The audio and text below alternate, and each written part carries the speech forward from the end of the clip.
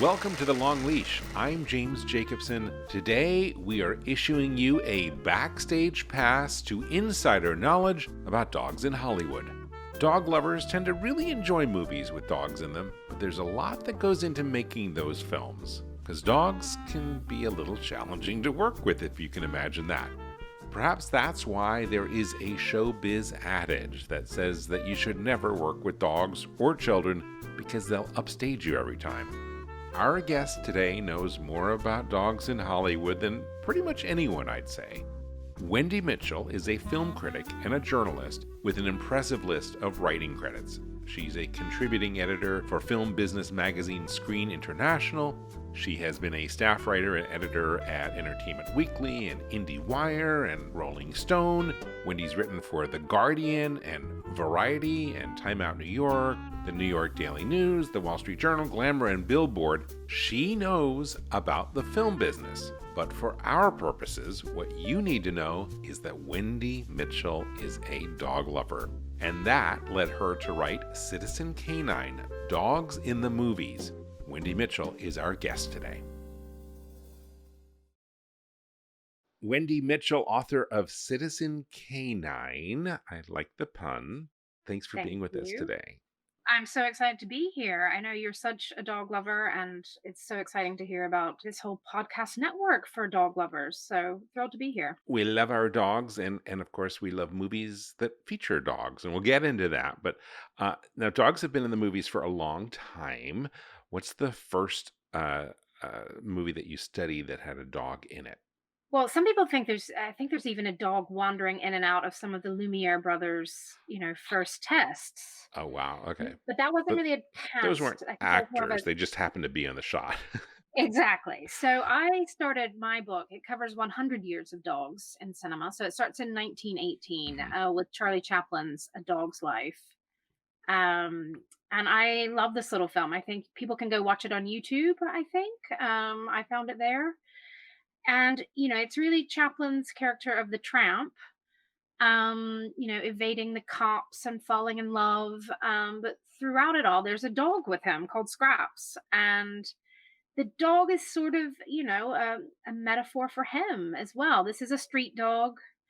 It's, scampering around, evading the cops, also stealing sausages, things like that. And they're just wonderful together with the physical comedy. They just make a great pair. Could you tell that the dog had a trainer and basically the same type of stuff that we do 100 years later in Hollywood with dogs and on the screen?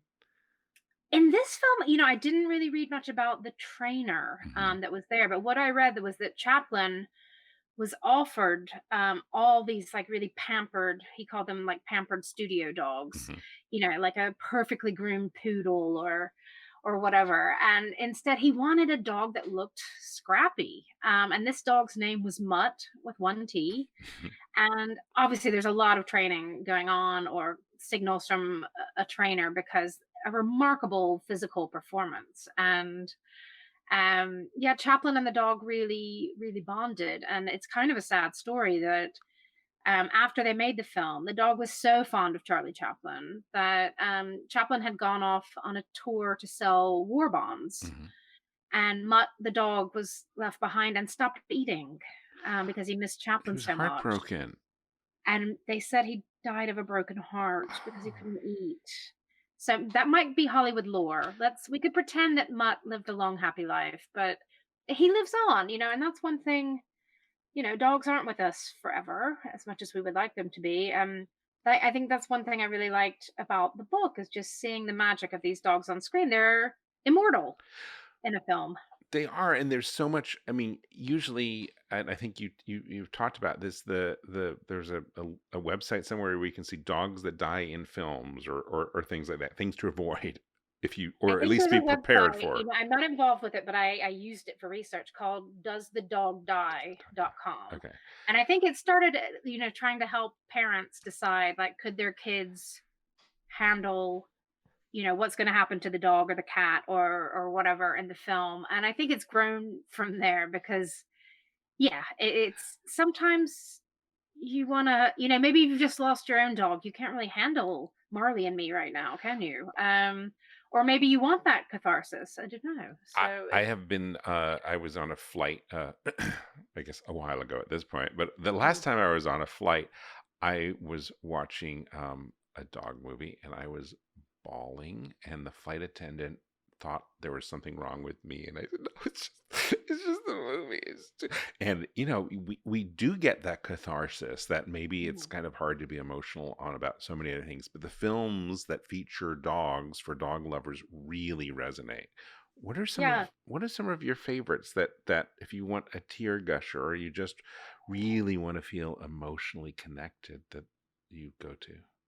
Oh gosh, I mean, I cried a lot researching this book, and I love it because you do feel like you can cry over maybe a dog more than a human character Mhm. sometimes. It sounds weird, but you Because get they seem more you can real. project. They seem Yeah, they more seem real. real.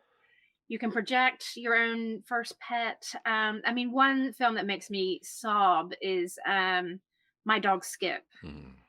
which is such a classic. And it's such a simple story of a boy growing up with his dog. And then, the little boy is grown up and gone away to college. And the dog is laying on the bed waiting for him. And, that one makes me cry a lot. Of course, there's Old Yeller. Mm. Mm. I mean, a classic tearjerker for a reason. Marley and Me Marley is and Me. another good. I mean, that's not a film that I would say is high art. Hmm. Marley and Me, yeah, is I think such. It's so relatable because it's just about sort of an ordinary family pet. It's about how Marley is part of the family and the growing family, and that even a naughty dog that misbehaves is part of the family, and we love them. And especially with the John Grogan character, you really see him bonding with that dog, and that dog is his best friend. Yes, he loves his wife, but I think the dog is the best friend. And having to say goodbye, spoiler alert, um, yeah, it's so moving. And yeah, I think partly because that's such a universal thing that every family has to go through at some point is to say goodbye. Oh gosh, I can barely talk about it. And Owen Wilson, is a big dog lover, and Hmm. I think his dog makes a cameo in the film. Does he really? Yeah. So he's a big dog lover. I think Jennifer Aniston likes dogs as well, but I mean, you can just tell Owen Wilson that's not just a calling it in, phoning it in performance. He loves that dog. Do actors sometimes get into a relationship? You tell in your book about the story of Will Smith, get into a relationship with the dog actors, that transcends when the filming is over. They certainly do. I think it's sort of the casualty of getting involved with your co-star. You know, like yeah, Will Smith on the set of I Am Legend. Because even before they start shooting, he is with that dog for weeks, going on sort of dates Mhm. to get to know the dog before they start shooting. And then he really bonded, and he asked the trainer, can I have the dog after the shoot? And the trainer said, actually, sorry, it's my dog and I'm not going to give it up. You can't have it. And similar, I think Ewan McGregor, I think he might be allergic to a lot of dogs, but he shot Beginners with this little terrier. And he knew he couldn't adopt the dog, but he loved it and loved it so much that on the final day of shooting, he went to adopt a rescue dog so that he still had a dog in his life and there wouldn't be that void right after filming stopped. So, I mean, you can understand if you get to hang out with a great, awesome dog for weeks or You just want to months. be with it. Yeah. Yeah, And what I about get that. the Jack Nicholson story? Mm. Yeah, Jack was quite funny because this is for As Good as It Gets. Hmm. There's a great little Brussels Griffon called Verdell in the film. I think the real dog's name was Jill. Um, and but the dog got confused because Jack loved this dog when they were shooting and would pal around. But of course, the character at first doesn't like the dog. Jack's character doesn't like Verdell, and there's even like things we have to push it away a little bit. And so the little dog got really confused because like, oh, my friend Jack, I'm so excited to see him. And play with him today, and then Jack would have to be really gruff with it. I mean, I think they worked it out, and they're all still friends. Now, But do they ever visit afterwards? Do you know? Is I this know like a that relationships that continue after the filming is wrapped? with Ewan McGregor, he when he was living in LA, or anytime he visits LA, he would go back and visit that dog and walk his dog with the Wow. dog that he starred with in Beginner. So yes, sometimes I think they can try to keep in touch. I can't imagine being so close and then No, the dog is ripped away from you. Oh, it must be tough. Well, W.C. Fields famously said never work with pets or kids, right? Because they upstage you. yes. Are there actors that you've encountered who had to work with a dog they really didn't want because they kind of subscribe to W.C. Fields' perspective? I'm sure there are. I don't think many of them go public with Mm, that that information. would I not mean, be good PR. yeah, I mean, yeah, this jerk doesn't like dogs. Yeah. Don't go see his dog film. I mean, one director that I found was Todd Solondz, who made a film called Wiener Dog, Mm. and he's kind of a misanthropic guy. Anyway, makes quite really dark comedies. And yeah, he just said, "Oh, these dogs are so stupid. Like it took them all day to do like a 3 minute shot." And so yeah, Todd Solondz really doesn't like dogs, and you can kind of catch on to that, I think. Or he didn't like the Dachshunds that he was working with for Wiener Dog. Maybe he likes other dogs, but he just said these Dachshunds, even though they were trained, weren't that bright. But yeah, that's one of the films I would definitely, for real dog lovers, is quite a hard watch, because the dog does not have a nice fate at the end, and it's quite hard to watch. You can almost see that Todd Solondz might not be the cuddliest dog lover in the world. But no actors that you know of have sort of disdained the dogs that they were cast with. No, yeah, like I said, I'm sure there's some that out there that don't like it, but also think you sign up knowing that you're making a film with a dog, Right. It's and not a you, surprise. yeah, I Yeah. think by far most of the actors were dog lovers, or somebody like Richard Gere made Hachiko, my dog Hachi, and there were Akitas, in that film who would take a while to warm up to people. And he won their trust and he loved those dogs. And yeah, I think most actors really get attached to the dog they're starring with. I mean, it should be said, it takes more time to shoot a film with a dog. It just does. Well, let's get into that because I think that's Hmm. fascinating. The process of we've talked a little bit about some of the dog acting, but actually what happens behind the scenes so that the dogs do what they're Hmm. supposed to be doing on screen.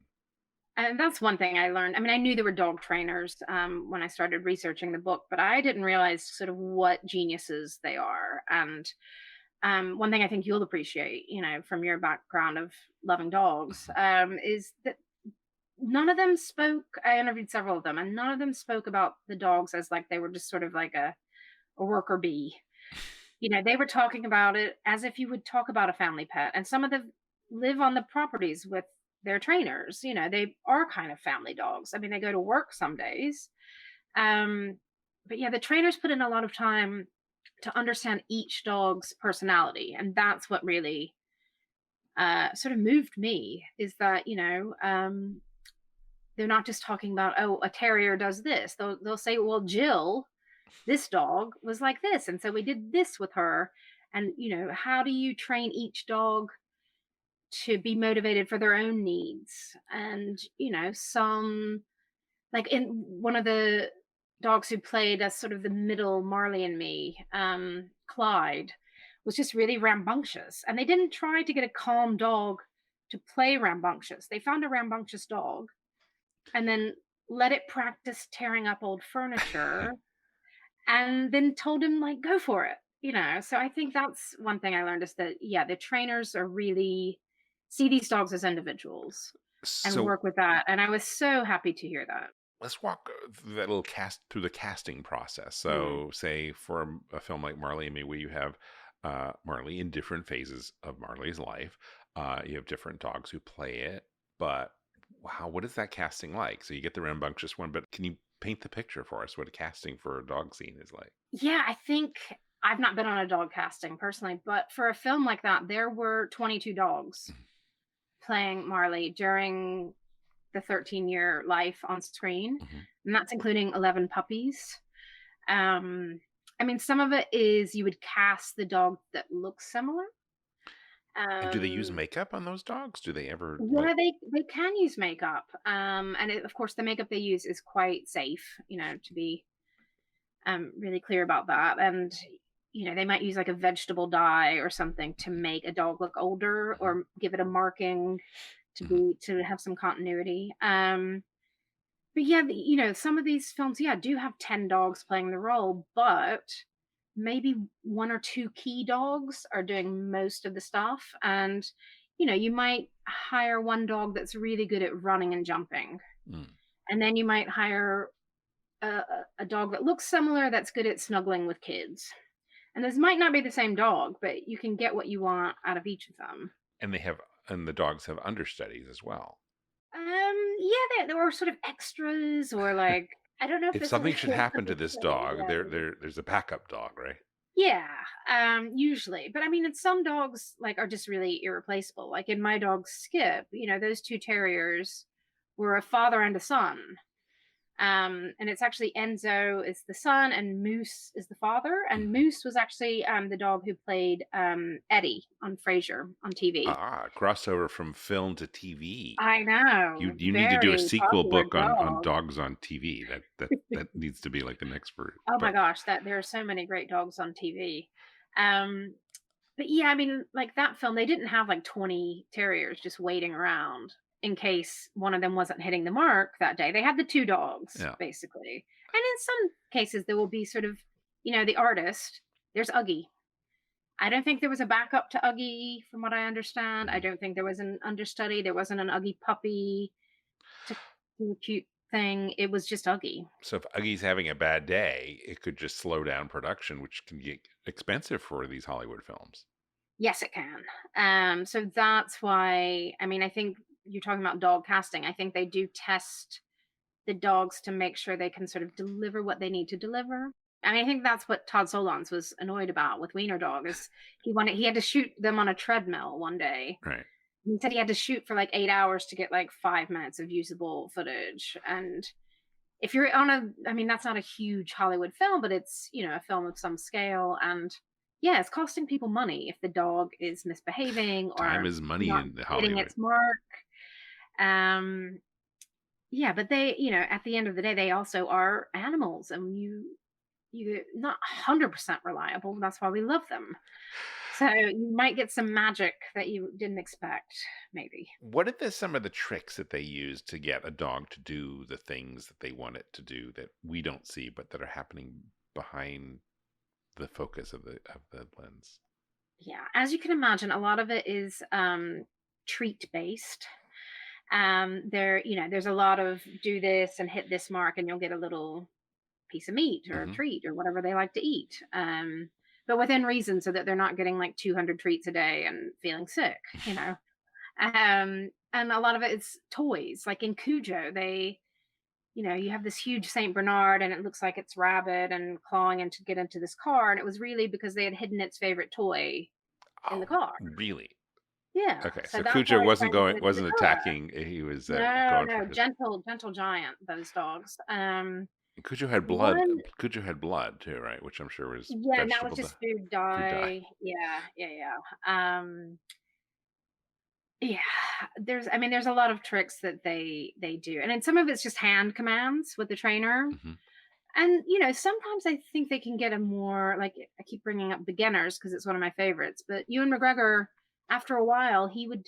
Some of those scenes are supposed to be quite natural, just a man and his dog. And so there were times they could have the trainer leave the room because Ewan and the dog had such a nice bond. Mm. They could just be man and dog on screen, and they didn't need a trainer saying, jump here, go there. It was just very And that would natural. probably that intimacy that was created on the set would probably translate to what was being captured in the camera. Oh, for sure. I think you can really see that there's a bond Hmm. there. And I know I do, of course, I think dogs have emotions. Hmm. And I do think sometimes you're really capturing those on screen. Yeah, sometimes they're just looking at a piece of meat, probably, but I think in some cases we really see dogs' emotion. One other, speaking of meat, I think on the set of Marmaduke, to get the dogs to look at the humans in the right eye line, they would give the actors sunglasses with a little piece of meat sort of wrapped right in the middle, and then the dog is looking at that The piece of dog is meat. like, I want that piece of meat on Exactly, your and you get that Ray-Bans. longing in the eyes, I think. That's a good checking. Do the That was same a really good trick. now, obviously, so some of these doctors, we talked about dogs that have made the transition from film to TV, but are the trainers like highly esteemed in Hollywood? Is like, oh, you need that guy, or do the trainers basically work with the dog that's cast? No, I think it's you need the trainer, and ideally, you would hire the trainer first Yeah. and see what dogs they might already have or dogs they might have connection to, or get the trainer to scout your dog. I mean, it's really interesting. I spoke to a trainer named Teresa Ann Miller, who's really just top notch. Hmm. And she is the daughter of Carl Lewis Miller, who was a big animal trainer back in the 60s and 70s. So sort of family Hmm. business. And like, so her dad did Cujo. Hmm. And so she remembered the St. Bernards like playing in her family pool that summer that her dad was making Cujo. I imagine it's a lot Um, more lucrative to be a Hollywood dog trainer than just, a dog trainer in Philadelphia. I hope so. I mean, 'cause, well, like, some of these films, like Teresa Ann Miller worked on this Hungarian film, White God. And they had 250 dogs on that set. Wow. So if you've ever tried to walk more than one dog at a time, for me, I can't even manage two. To get 250 dogs, and she had other trainers on the set, I would obviously, think, helping yeah. her. That's not one person can't do that, but they Very well really are behaved dogs. dedicated to making it work, to understanding what the filmmaker needs, to really looking after the dog's interests. Like these people, yeah, I have such respect after talking to some of them and learning more about how they do it. What about the intersection between a well-trained dog and then Hollywood magic in terms of CGI? Yeah, that's, I think we see, like I mentioned, Marmaduke. A Hmm. lot of people think that film is totally CGI because Hmm. you see the dogs surfing and the dogs talking. And, but the thing is, I think something like 80% of that was shot with real dogs. And then they might go in and tweak a little bit. And it can look very fake when they tweak. Hmm. But it sort of helps me to know there was a real dog at the beginning because I don't know if you saw Call of the Wild this year. Mm-mm. Um, that to me, sad to say, that was a completely CGI dog. Hmm.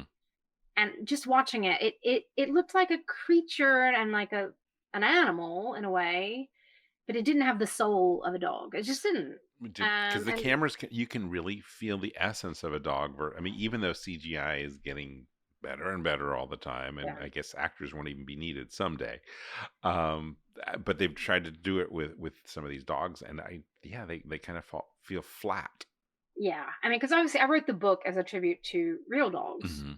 real acting canines, and that's what I wanted to honor. And then I mean, there's things that I liked about Call of the Wild, the movie. Harrison Ford is good and the scenery is amazing, but I just never bought into Buck as being a real dog. And that never left me when I was watching the whole thing. And I think, eh, even something like Marmaduke, you kind of get the feeling that there are some real dogs on the set. Hmm. Yeah, they make them talk later, and real dogs don't totally surf. I think they did get a dog partially surfing. Really? To be fair. Yeah, I think there was some kind of Because surf Here in action. Hawaii, I see a lot of dogs out on stand-up paddle boards, but they're not usually surfing, but they are able to stand up. Usually, there's someone with them. But you can train a dog to do all sorts of things, I guess, if there are enough treats involved. Yeah. And that I should mention that film had 80 real dogs in it because it's all these other dogs in the cast. It's not just Marmaduke as one character. So, with a film And with 80 dogs, how many trainers? oh gosh. It would really vary. I don't know particularly with that film, but I mean, I think usually if you've got Depends on how if the dogs are sort of background players or if they are doing a lot of stuff. Maybe 4 to 6 dogs per trainer on sort of a crowd scene. Because other than that, you got to keep the dogs paying attention to one person, and I don't think 80 dogs can look at 2 people and be under control. So obviously, we've been talking mainly about lighthearted films. We talked about Mm. Sounder, but I mean, I guess let's talk a little bit about a film that I had never heard of until your book, White Dog by Sam Fuller. Sam Fuller, I mean, just Very I appropriate have to these confess, days. I mean, perfect watch. It is this sort of allegory about racism, and it is so powerful. And it's just a classic of American cinema of that era, I think. And I feel lucky I'd What's heard the of the film? film. Yeah, what's the film about? Yeah, so it's about an actress in LA who finds a stray dog, and it's really a loving, big, great white shepherd. And it's lovely to her, but she notices that the dog is very aggressive towards black people. And they come to realize that this dog had been owned by a sort of white supremacist and trained to attack any black person it saw. So it's kind of meta because then it goes into they try to hire a Hollywood dog trainer to then sort of reprogram the dog or deprogram the dog so that it's not racist anymore. But yeah, just such a powerful film. And I had heard of it, but never seen it before I started the research. And I'm just sort of blown away by it. And yeah, obviously I talked to my publisher because, it's a lot of the pictures of that film show this white dog covered in blood, Mhm. and we were like, this isn't a book for kids, but it's, a book for dog lovers. Mhm. And yeah, you don't want to jolt somebody into like, oh my God, that dog is covered in blood. Even with Cujo, we try to not have the grossest pictures of Cujo. So, but I thought it was important because that's an amazing performance by I, that dog. I gotta check it out. What year did that film come out? So, White Dog is 1982. I Okay. think it still has some of that 70s cinema vibes in it that are great. One funny, it's a very serious film, but one funny thing I learned is that they were getting the film set up, and Sam Fuller said, okay, start training the dog. We'll come back and shoot in 3 months. And he went on holiday to Europe or something. And he came back and he just thought it would be like a normal shepherd, Yeah. German shepherd. But some idiot at the studio had said, oh, well, the title is White God. So we have to train a white shepherd. It has to be a white dog. And he came back and was like, okay, fair enough. This dog is already trained. But in fact, it works really well because, lighting dogs with really dark fur on Mm. screen can be an issue. So having Mm. this white dog actually looks amazing on screen. So it worked out in the end. That's fascinating. Let's talk a little bit about what I guess they call health and safety in Hollywood, Mm. where they are, how do they make sure that dogs are well taken care of while on set? So yeah, health and safety is important because you don't want your cast and crew to get hurt on a set, and you certainly don't want an animal to get hurt on set. Mhm. And the American Humane Society is famous for documenting and sort of giving productions their seal of approval that no animals were hurt in the making of this film. And I found that they have a great resource on their website where you can look up a film and you're saying, God, but Benji jumps off a roof. How did they do that? How was that dog okay? And they sort of there's some instances where they say, okay, well, Benji was 3 inches off the ground and jumped onto a foam mattress, and it looks like this, but it was just this. So a few years ago, there was a video that was leaked by PETA, Mhm. and I have to say, I think PETA doesn't like working dogs, so they don't agree that a dog would ever go on a film set and do a working day. They would rather it's all CGI and dogs are not put to work. But they found and released a video of what looked like a dog being mistreated on the set of A Dog's Purpose. And I was able to talk to one of the trainers that had worked on that film, and he assured me that, it was totally safe, that the dogs were not harmed. In fact, the dogs sort of find it like a game to jump into this water or whatever. But yeah, I wrote it to really make sure. And there was an independent investigation of that particular film after this accusation was made. And they got the all clear that the animals were not mistreated. Because, of course, if the animals had been, there's no way I could, in good conscience, put it in the book. So yeah, it's tricky if you're not there to know what's happening. But my God, the people I talk to love these dogs so much that they wouldn't put them in harm's way. What's the genesis of that little notice at the end of the movie that no from the Humane Society, no animals have been harmed in the making of this film? How did that start? I'm not sure, but I think, I can imagine it just at the start of the animal rights movement, Mhm. probably, that people, or also, savvy filmmakers want people to know, okay, well, the dog jumps off a cliff. Ren 10 could run up a tree and jump down and be fine.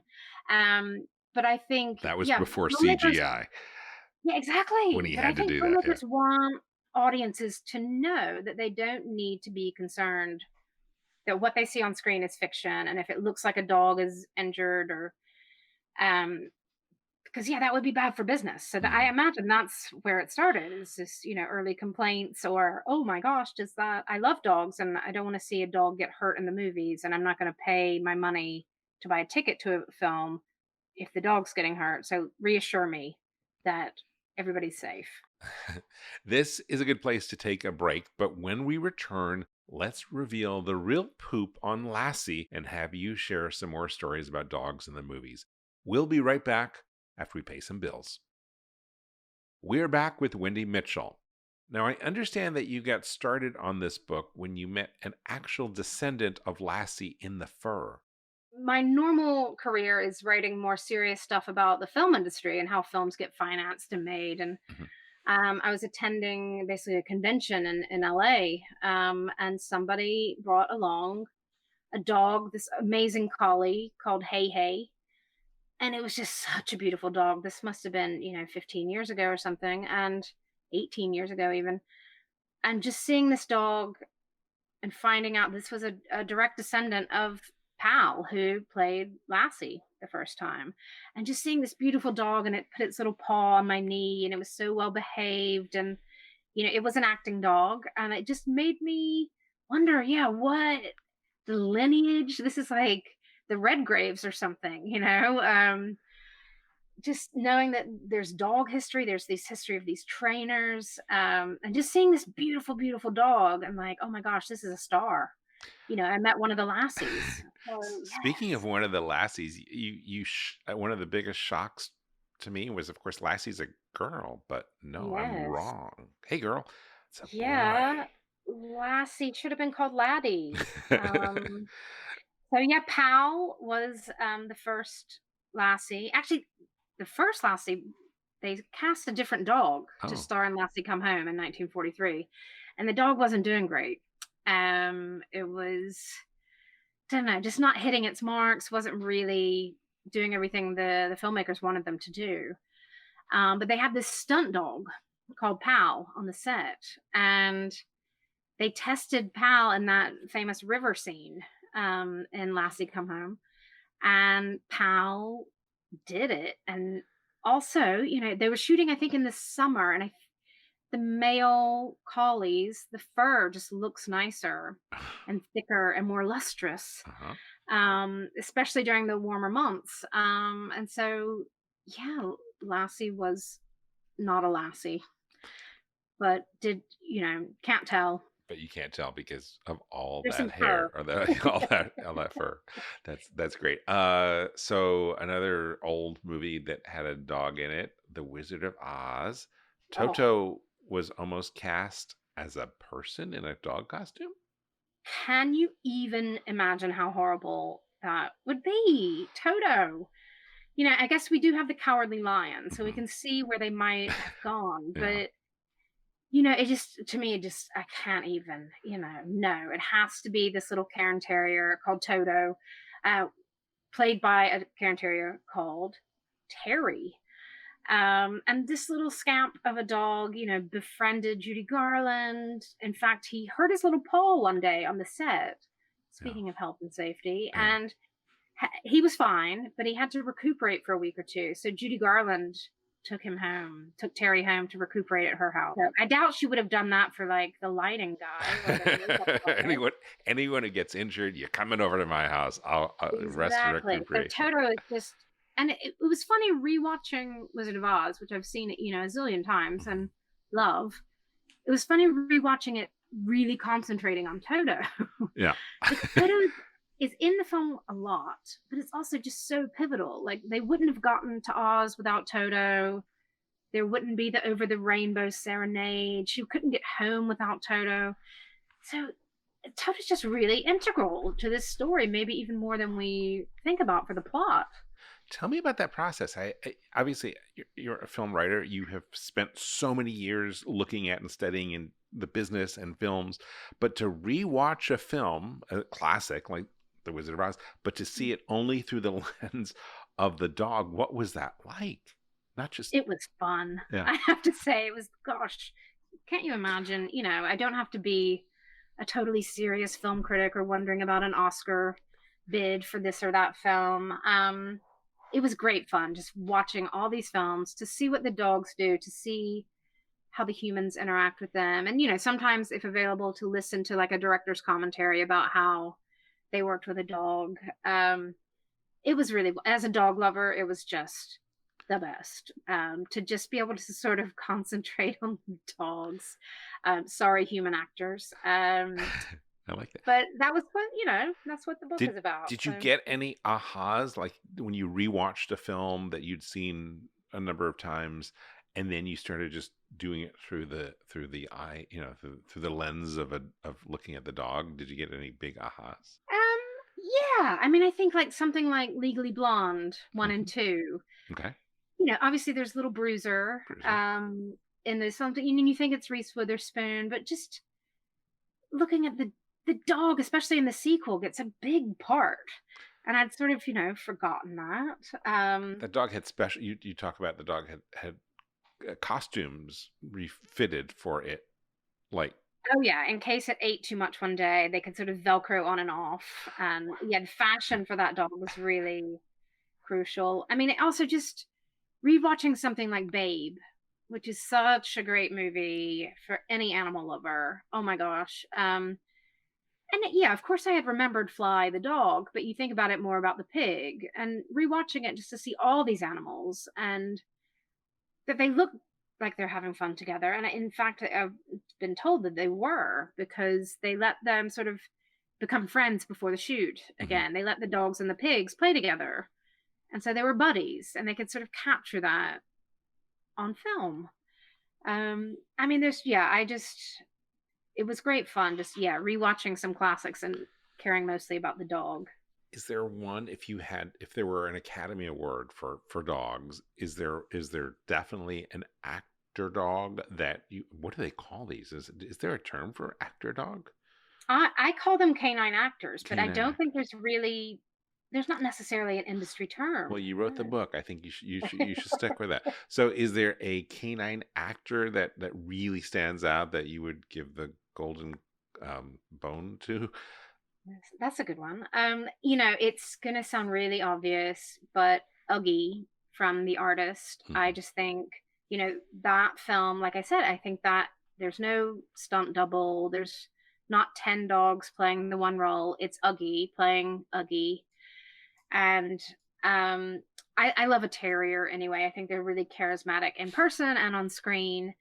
And it was interesting, that film, the director knew that it was going to be a dog, obviously, Right. and they cast the dog. But I think Uggy's role was originally a little bit smaller. I mean, he might have done a few tricks. But because the director, Michel Hazanavicius, could see Uggy the real dog and everything he could do, he wrote more dog into the film. In the research for this book, obviously, you're always talking to directors and things like that. I imagine some of those are hard to get a hold of. Was it easier when you said, hey, I want to talk to you not about what you normally talk about, but about the dog that you cast in this movie 10 years ago?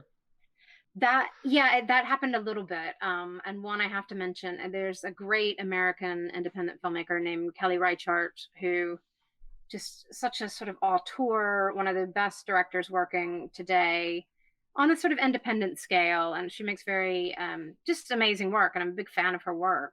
And I've interviewed her more seriously, but um, I was able to call her and say, "Oh, I wanted to ask you. There's a film called Wendy and Lucy, which stars Michelle Williams as this woman sort of living on the fringe of society with her dog named Lucy." And I found out that that was Kelly, the director's real dog called Mm. Lucy.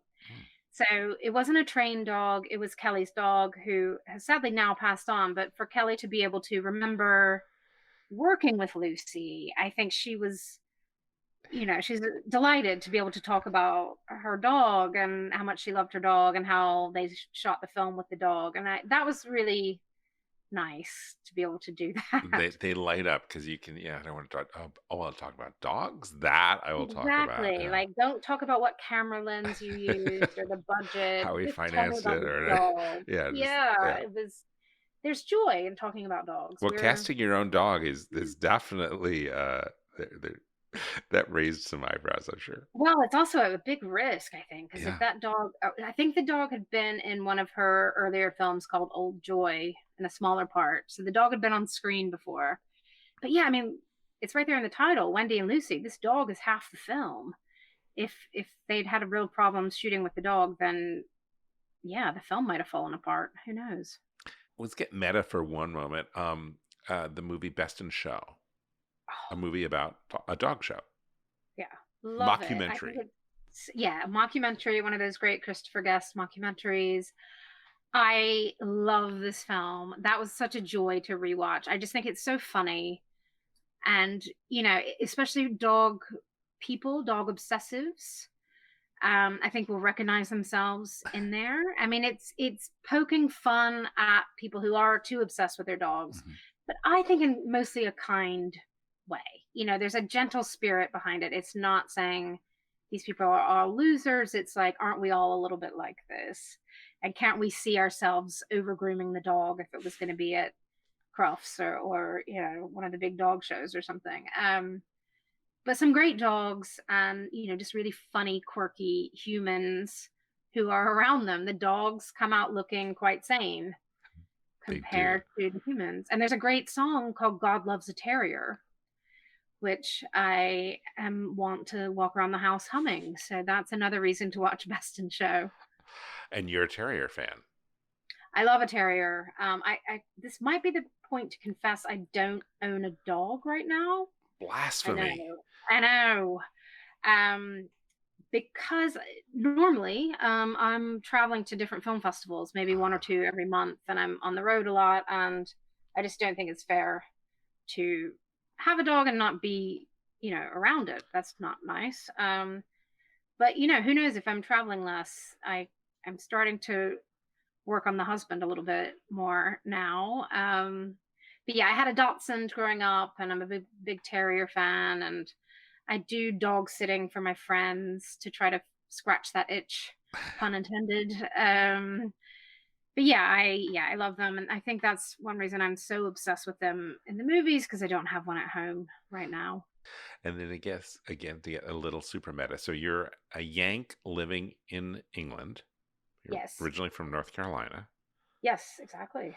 Strange And accent. Yeah. how would you characterize the difference between the US and the UK when it comes to dog lovers? Oh goodness.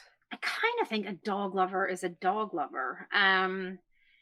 I think, I think maybe back in the day, the Brits would have been a little more stiff upper lip, oh, the dog gets the scraps and don't pamper the dog. And I think Americans have not really been afraid to buy the dog a cute sweater or a gourmet meal, etc. And I definitely see that more and more happening with the British dogs, that they're getting pampered, they're getting special treats, they're just getting spoiled, which is what we want to do with our dogs.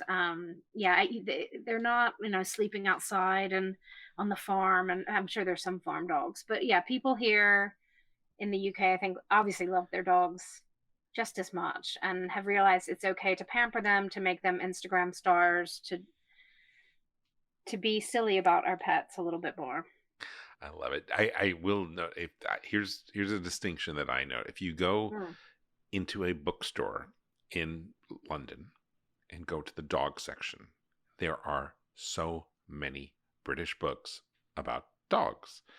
And then you would do that, say, in New York, or, obviously, you can't go to an equivalency, but in New York, and not nearly as much. It just seems to me, and this, I have no idea. I would, again, a investigative journalism here, but it just seems that there are so many more British books published in Great Britain about dogs than there are in the United States, and that they have them in the bookstores. Because I remember, I guess last spring being in London and I walked into a bookstore and went to the dog section and ended up spending 3 hours seeing all these books that I had never, ever heard of that are like, a year or two old. Yeah. I hope that's true. I'm going to go once I'm allowed back in a bookstore. But also I do think British bookstores are really good too. I mean, of course there's some great bookstores in America, but I just think, I shouldn't be. Yeah. I won't trash all bookstores, but I think, some of them can feel quite generic, and, especially in London, it's such a book lovers city. And, they have some huge bookstores like Foyles or Daunt or Waterstones. They just have floors and floors and floors of books. And don't we love that? I would encourage anyone, if you're, when you travel and you can go to London, reserve some time to go to a big London bookstore and just hang out in the dog section, because I'm gonna do that. It's like shocking. It's like the philosophy section almost. I mean, it's really it's that large, because Brits love their dogs, I think, as we all do. But they write about them more. Was it hard to get a publisher? Did you start with a publisher, or did you start with the manuscript idea? No, I started with the idea, and I did take it out to maybe 13 or 14 publishers who said no. And it's, it's too niche. And I thought, dog lovers, film lovers, this is not niche, and I couldn't believe it hadn't been done before, really, So I finally found the right people at Lawrence King Publishing who do some really great, I knew they were dog fans there. They do like art books about dogs and fun stuff with dogs. And they also do film books. And I just thought, they got it immediately. They were just like, yes. And we were really on the same page that, this could sound like a really silly book, but it's not. Like, it's a fun topic, but I wanted to take it somewhat seriously. I mean, this is not going to win a Pulitzer. It's not academic, but I wanted to have some real information in there, but also to have it be fun to look through and look at dog pictures. So we were really on the same page. Another pun. They came up with the title of Citizen Canine, so they were really on board. And they work with Chronicle in the US as well. So it was, they've just been a delight to work with, because I knew they got it and appreciated dogs and movies. So, it was perfect. It's an amazing book, Citizen Kane, Dogs in the Movies. Wendy Mitchell, thank you so much for being with us. If you would like to learn more about dogs in the movies, be sure to check out Wendy's book, Citizen Canine. On her website, Wendy also maintains an ever-growing list of movies that feature canine actors. It's well over hundreds of films, and starts with a movie from 1905 called Rescued by Rover. We have a link to that list in the show notes. It's worth checking out if you're looking like, what am I going to watch tonight that has a dog in it? I want to thank you for listening today. Please subscribe to The Long Leash in your favorite podcast app, whether that's Apple or Google Podcasts, or follow us on Spotify. We're also on YouTube, and you can learn more about The Long Leash on our website at longleashshow.com. That's longleashshow.com. Be sure to check out our other podcasts at Dog Podcast Network at our website, which is dogpodcastnetwork.com. We are a fledgling network of podcasts for dog lovers, made by dog lovers. And if you know someone who would like this kind of show, do us all a favor and please tell them about it. That's the way that we grow and can reach a larger audience of dog lovers. I'm James Jacobson. From all of us at DPN, thanks for listening. I hope you join us again soon.